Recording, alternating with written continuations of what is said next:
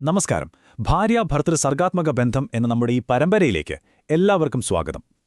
ഇന്ന് നമ്മൾ ബന്ധങ്ങളെ വളരെ ബാധിക്കുന്ന, എന്നാൽ നമ്മൾ അധികം ശ്രദ്ധിക്കാത്ത ഒരു കാര്യത്തെക്കുറിച്ചാണ് സംസാരിക്കാൻ പോകുന്നത്. നിങ്ങളൊന്ന് ആലോചിച്ചു നോക്കൂ. ജീവിതത്തിൽ എല്ലാമുണ്ട്, എല്ലാ സൗകര്യങ്ങളുമുണ്ട്, പുറമേക്ക് നോക്കിയാൽ ഒരു പ്രശ്നവുമില്ല. എന്നിട്ടും നിങ്ങളുടെ ബന്ധത്തിൽ എന്തോ ഒരു ഭാരം, ഒരുതരം മാനസികമായ തളർച്ച എപ്പോഴെങ്കിലും തോന്നിയിട്ടുണ്ടോ? എന്തുകൊണ്ടായിരിക്കും ഇങ്ങനെ സംഭവിക്കുന്നത്? അപ്പോൾ നമ്മളെന്താ ചെയ്യുക? നമ്മൾ സാധാരണയായി പുറത്തുള്ള കാരണങ്ങൾ അന്വേഷിച്ചു പോകും. പക്ഷേ യഥാർത്ഥ പ്രശ്നം ഒരുപക്ഷെ പുറത്തായിരിക്കില്ല, നമ്മുടെ ഉള്ളിൽ തന്നെയാകും. നമ്മൾ തിരിച്ചറിയാതെ പോകുന്ന ഒരു ചെറിയ ഊർജ്ജ തടസ്സം. അപ്പോൾ നമുക്ക് ആദ്യത്തെ ഭാഗത്തേക്ക് കടക്കാം. ഈ പ്രശ്നത്തെ നമുക്ക് നമ്മുടെ ജീവശക്തിയുടെ ഒരു അദൃശ്യമായ ചോർച്ചയായി കാണാം. അതെങ്ങനെയാണ് സംഭവിക്കുന്നതെന്ന് നമുക്കൊന്ന് നോക്കാം. ഈ ഊർജ്ജ തടസ്സത്തിന് പിന്നിലെ പ്രധാന കാരണം ഒന്നേയുള്ളൂ: അഹംഭാവം. നമ്മൾ സാധാരണ അഹംഭാവത്തെ ഒരു സ്വഭാവദോഷം അല്ലെങ്കിൽ ഒരു പേഴ്സണാലിറ്റി പ്രശ്നമായിട്ടല്ലേ കാണാറ്. എന്നാൽ ഇവിടെ നമ്മൾ മനസ്സിലാക്കേണ്ടത് അത് നമ്മുടെ ഉള്ളിലുള്ള ദിവ്യമായ ഊർജ്ജത്തെ, ആ ഡിവൈൻ എനർജിയെ ചോർത്തിക്കളയുന്ന ഒരു വലിയ തടസ്സമാണെന്നാണ്. ഈ കാണുന്നത് വളരെ പ്രധാനപ്പെട്ടൊരു കാര്യമാണ്. എപ്പോഴാണോ നമ്മുടെ ഉള്ളിൽ ഞാൻ എന്ന ചിന്ത നമ്മളെന്നതിനേക്കാൾ വലുതാകുന്നത്, ആ നിമിഷം തന്നെ വീട്ടിലെ ആ ഒരു സമാധാനത്തിന്റെ സൂക്ഷ്മമായ ഒഴുക്ക് തടസ്സപ്പെടും. ഞാനെന്ന് ചിന്തിക്കുമ്പോൾ നമ്മുടെ എനർജി ചോർന്നു പോകുന്നു.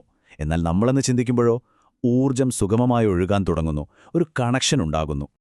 ശരി, ഇനി നമുക്ക് ഇതിന്റെ ഒരു ആത്മീയമായ വശം കൂടി നോക്കാം, അല്ലേ?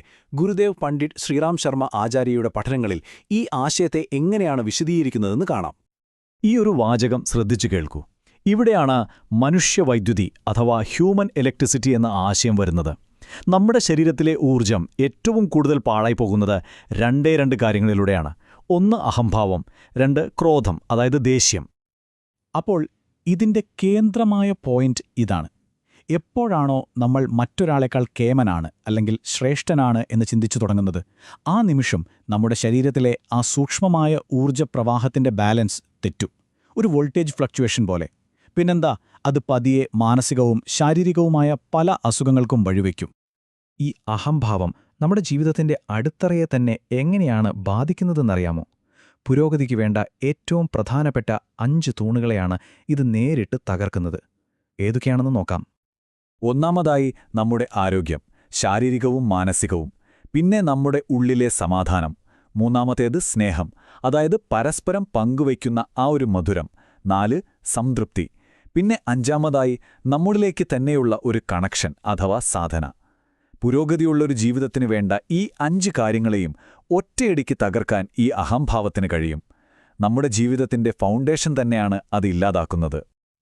ഇതുവരെ നമ്മൾ ആത്മീയമായ കാര്യങ്ങളാണല്ലോ സംസാരിച്ചത്.